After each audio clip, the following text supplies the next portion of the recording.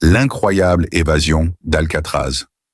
En 1962, 3 prisonniers d'Alcatraz, l'une des prisons les plus sécurisées du monde, ont réussi à s'échapper dans une opération qui reste l'une des plus mystérieuses de l'histoire pénitentiaire. Leur évasion semble digne d'un film d'action, mais c'était bel et bien réel.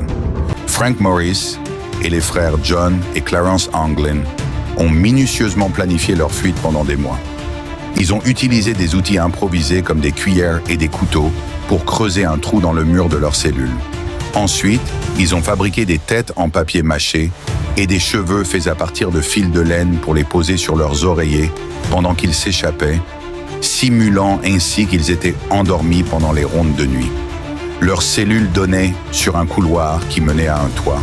Puis ils ont descendu un tuyau de ventilation, se sont faufilés à travers des tunnels et ont finalement atteint le bord de l'île, où ils ont plongé dans l'océan pour nager jusqu'à la terre ferme.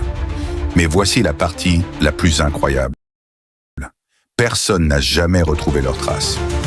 L'évasion était si astucieuse et bien exécutée qu'elle a fait l'objet de nombreuses spéculations et théories. L'énigme reste entière. Ont-ils survécu? Ou ont-ils disparu dans les eaux glacées de la baie de San Francisco?